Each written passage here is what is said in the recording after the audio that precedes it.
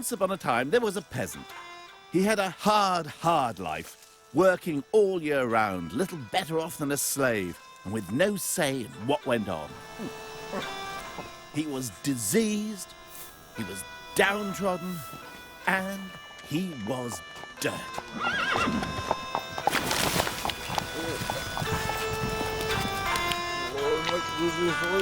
Who on earth would want to have been a medieval peasant?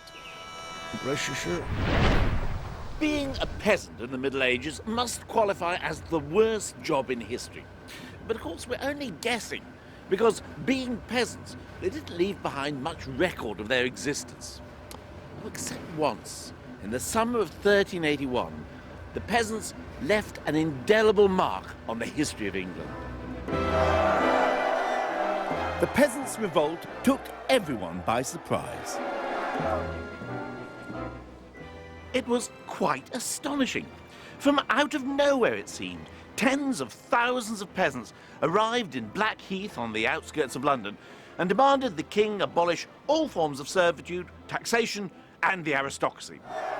The king, who was only 14 at the time, quite understandably said he'd need to think it over. The peasants, however, wanted liberty, equality, and brotherhood. And when did they want it? Now! 400 years before the French Revolution. Talk about pushing. The king, who'd been talking to the rebels from the safety of a barge in the middle of the river, decided to go home for his tea. The peasants obviously needed to make their point more forcibly, so they rampaged through London, killing lots of Flemish people. Not quite sure how that helped. One group broke into the Tower of London. They burst into the royal living quarters, and there, according to the tabloids of the time, they sat on the beds and poked into everything with their filthy sticks. Some of them even tried to kiss the king's mother. They then dragged the Archbishop of Canterbury and the treasurer out of the White Tower and cut off their heads, which they paraded round the town stuck on poles. Now, if it sounds to you like the lunatics have taken over the asylum, that's what a lot of people at the time thought. But they weren't lunatics.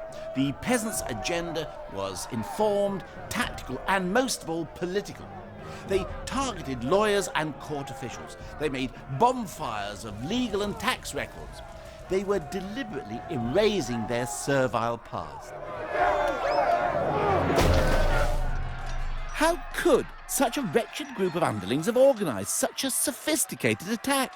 After all, they were only a bunch of bloody peasants, weren't they? Medieval feudal society was a pyramid with the king at the top and the peasants at the bottom doing all the hard work. Nobody, not even the lords, owned any land. They simply had the use of it as long as they provided military service for the king. The peasants toiled in the fields, supporting those with more important things to do, like praying and fighting each other. Yeah, it's an excellent system, if you ask me. Stinking peasants. But since the lord of the manor was often away from his estate, fighting in the king's wars, he had to be able to rely on his peasants to organise themselves. In many ways, a medieval peasant had more say in how his life was run than most people do now. Of course, it's a way of life that's all gone, and we'll never know what it was really like to live under such a system. Except where I'm going now.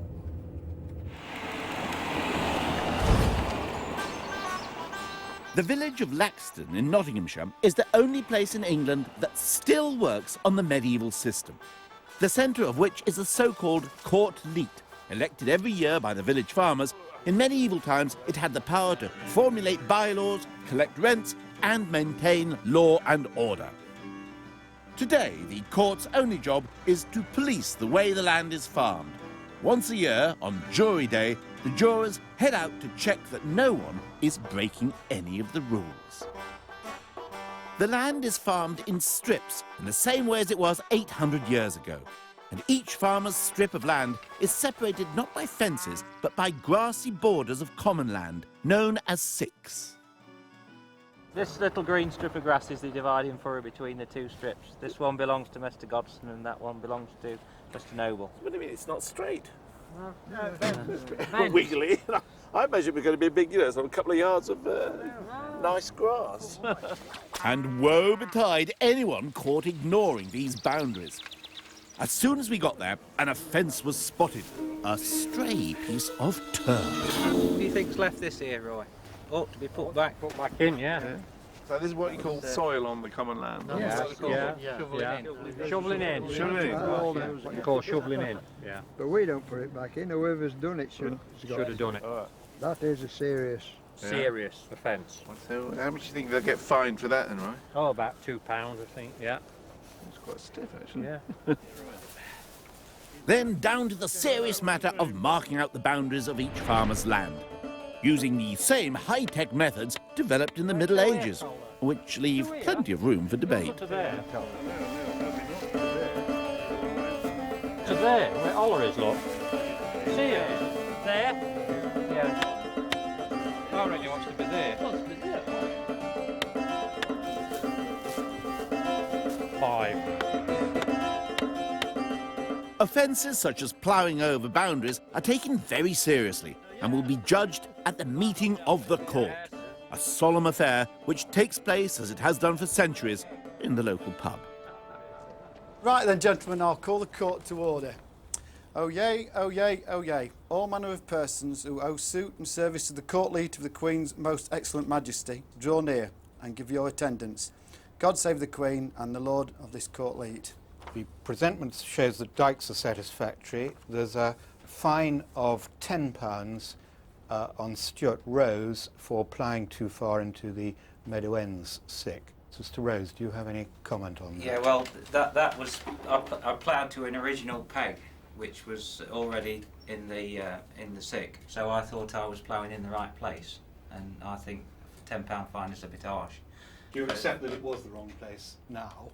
Yeah, slightly, but I was ploughing to where it had been marked out. Any comments from anyone else? I think the fine should stand. Well, I'd admit that In medieval times, a man could be tried for murder in this I thought court. was right at the time. Well, the proposal of the court then is to reduce the fine from £10 to £5. Everyone in favour? Yes. Yeah.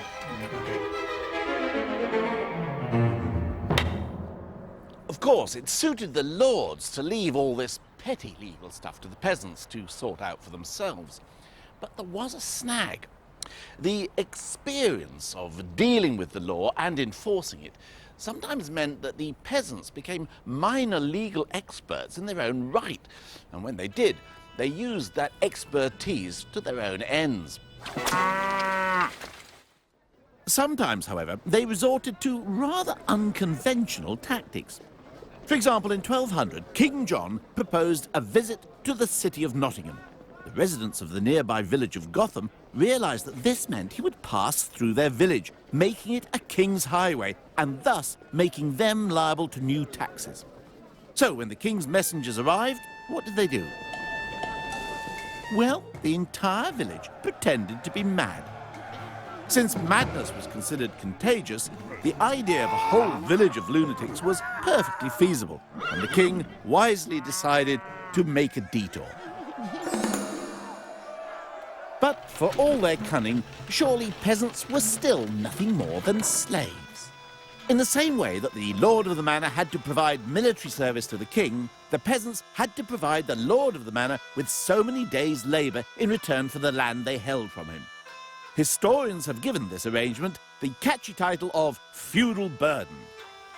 But just how much of a burden were these feudal duties? For example, the peasants who ploughed these fields 600 or 700 years ago bore one of the heaviest feudal burdens in the kingdom.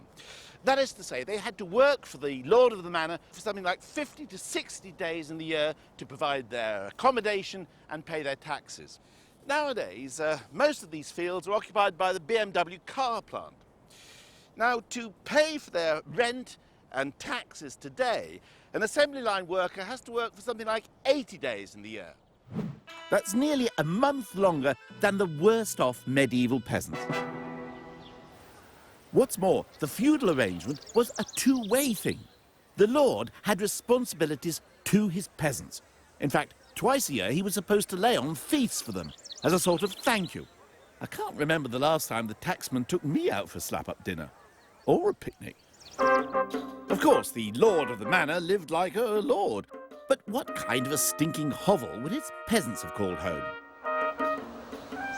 The answer can be found at Britain's newest, oldest village, Cosmoston, on the outskirts of Cardiff, where a team of archaeologists have painstakingly recreated a complete medieval village.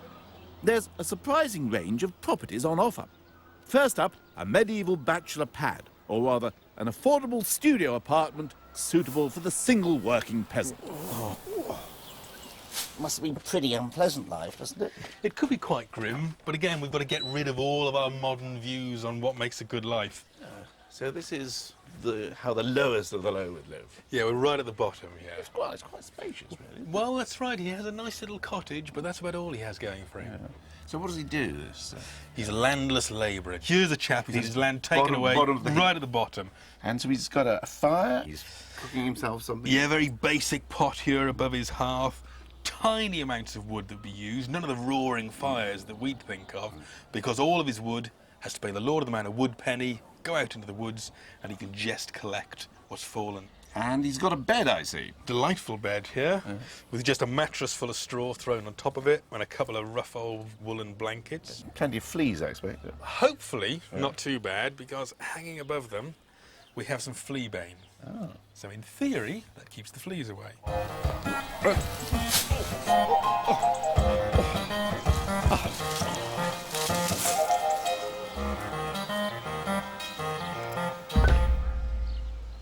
If that was the bottom of the heap, what was it like on the top of the bottom of the heap? Next on the tour, an upmarket, semi-detached family home. A decidedly des res for the upwardly mobile professional peasant couple. So whose house is this, Nick? Now this is the Reeves house. And what's a Reeve? So Tell me what we're a going Reeve up is. market here. Every year, the free men of the village vote Yeah. for who they want to be the Reeve. Yeah. And the Reeve is almost like a village manager. Keeps an eye on things, makes sure that everybody's farming the land properly. He's a wealthy man, a wealthy villager. So he doesn't make his money out of being Reeve. He owns a lot of land. That's right. He is the Land Rover Green Welly farmer. And a very, very upper-class fireplace. Ah, he can afford it. Yeah. Definitely. A Welsh dresser, I see. Very important, especially for the Reeve's wife. The first thing you see as you come in is her fine pottery display. So she's showing it off to everybody. Showing her jugs off to everybody. How rich I am. Exactly. We have some nice examples here. This one is Saintonge pottery. Sounds French to me. That's right, this has come up from the Bordeaux region, probably as part of the wine trade from that area. Anybody amongst the peasants is going to be drinking wine, it's going to be the Reeve and his family. Doesn't sound that bad to me, then. Maybe I could be a medieval peasant. I'll think about it. Strip wood floors, shelves of holiday knickknacks, and a nice drop of Bordeaux wine. Maybe the medieval ideal home wasn't so different from today's. But I'm still a bit nervous about what they had to eat. It's this. Pottage. Evidently, the recipe for pottage is take anything and put it into a pan of water and boil it up for 2 hours. Now, the reason you have to boil everything you pick out of the fields for 2 hours is because they used human excrement on the fields. So even lettuce had to be boiled, which made the salads rather soggy. Anyway, let's try the pottage. Well, it's pretty disgusting. But you could have cheered it up, I suppose, with a few herbs, maybe even some garlic. They also had an instant form of pottage, and you could take this into the fields with you, and then you could liquefy it with a bit of beer and eat that if you wanted to. Anyway, the good news about being a peasant was that you got to drink plenty of beer. They didn't have hops until 1420, when they were imported from Flanders. So before that, you had to flavour the beer with other things, like bog myrtle, this one's flavoured with. It's basically the same sort of stuff. Let's have a taste of that. Of course, they tended to drink alcoholic drinks rather than water, because the water was usually not very drinkable. That's very nice, actually. Every village was dominated by its church, and the peasants' social life revolved around it.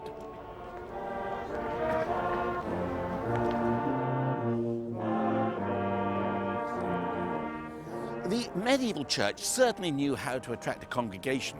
It was the place where the peasants had their parties, where they did their amateur dramatics, and where they even held football matches. Oh, and the local priest often used to brew his own beer, which is certainly more of a draw than playing the guitar. And the church expected its peasants to be duly grateful. Here in Painswick, Gloucestershire, a rather quaint ceremony has survived from medieval times. Peasants would show their love of the church by giving it a big hug. Well, welcome everyone to this year's clipping service. I think we have our arms right the way round the church. And so now we're going to embrace, or we're going to clip our lovely church.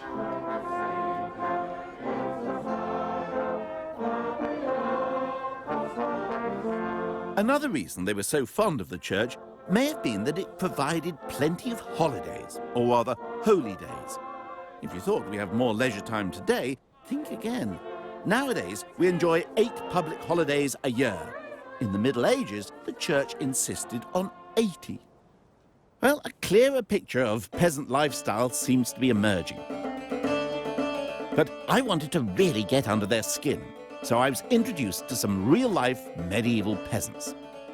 Far from being sickly and diseased, forensic studies have revealed that the inhabitants of a remote Yorkshire village received surprisingly sophisticated health care.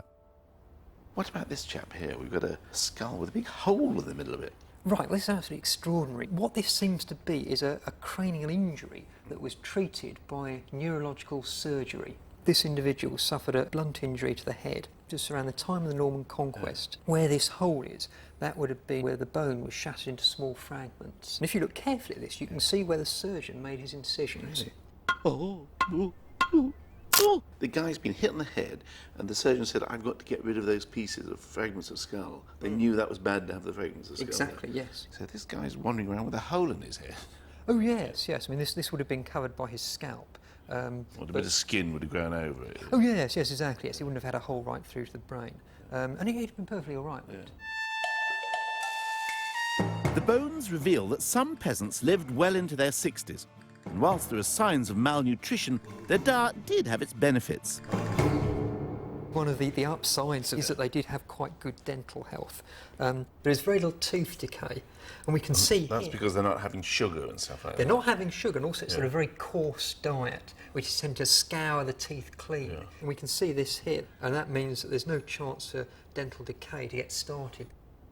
But a toothbrush still wouldn't have gone amiss in some cases. If we look at this one here, as you can see, these huge shaggy deposits on the teeth. Oh, it's disgusting. Right, well, this is actually mineralised dental plaque. This has accumulated over the years of his life. And that shows quite clearly there's no effort at oral hygiene amongst these people. Oh, God, he must have had terrible breath.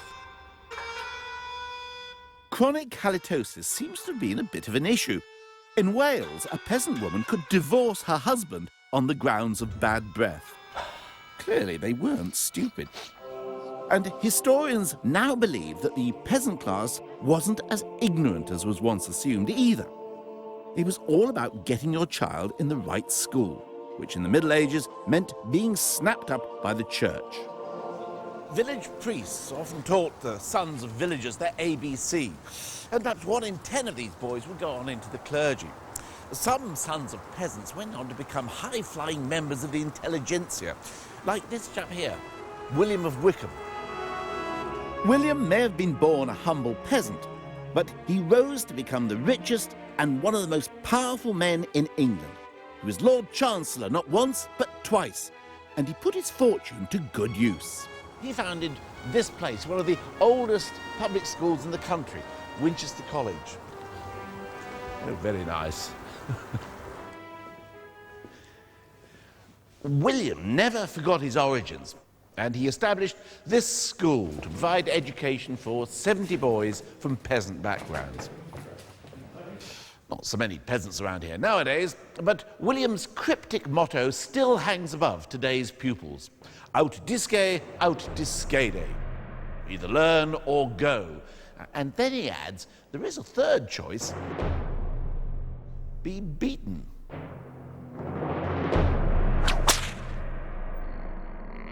But we should be clear that literacy wasn't sought after by the peasants so they could do a spot of bedtime reading or improve their crossword skills. What they wanted was to be able to make out enough words in Latin to check references to themselves and their land in the court rolls. And checking court documents was something that was going to come in very useful for the peasants in the tumultuous times that lay ahead. For most of the 13th and early 14th century, England had an almost Mediterranean feel. Bumper crops and a booming economy, and the population doubled. But then that old enemy of the English struck. No, I don't mean the All Blacks, I mean the weather. Heavy rain and low temperatures caused crops to rot and entire villages to sink. People were starving to death. Surely it couldn't get any worse than this. But it could. On top of the famine came something even more dreadful. The Black Death. An already weakened population was devastated. To many people, it seemed that God had deserted them, and they struggled to reconcile this terrible catastrophe with their beliefs. Here in the church at Ashwell in Hertfordshire, the plague has left its mark, quite literally. Over 650 years ago, the desperate local priest scratched these words onto the walls of his bell tower. You can see here, it says, Primula Pestis, the first plague, 1349. And then below, he's incised into the walls in deep letters, a big M, that's 1,000. And then 350.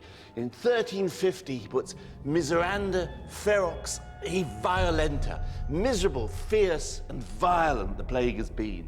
And then below he writes, the dregs of the population are left behind to bear witness, and a mighty wind thunders across the world.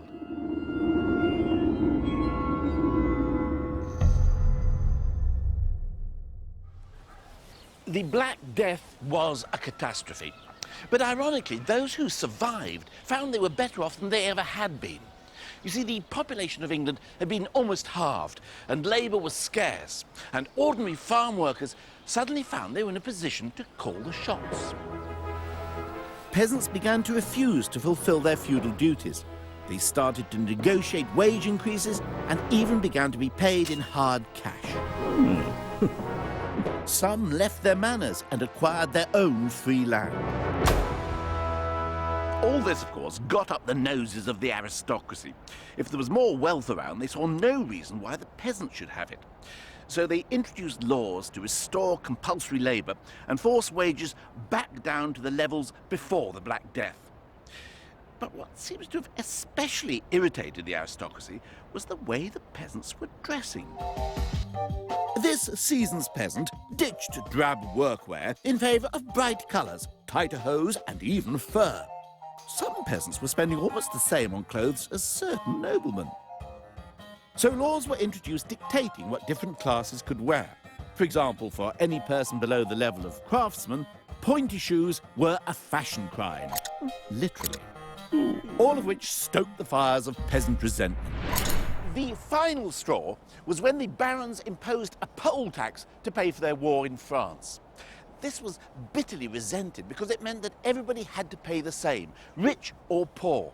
And to make matters worse, the government got its sums wrong. They based their calculations on the population size before the Black Death. So when they failed to raise the amount they expected, they imposed a second poll tax. And that was when the unthinkable happened. The peasants took up arms and revolted. From all over England, they converged on Canterbury and marched to London, maybe as many as 60,000 of them. With no emails or mobile phones, how could the peasants have organised all this? Could it be that they were making use of their newly acquired literacy to spread word of the revolt? Two of the chroniclers record what they claim were letters that the peasants were circulating amongst themselves.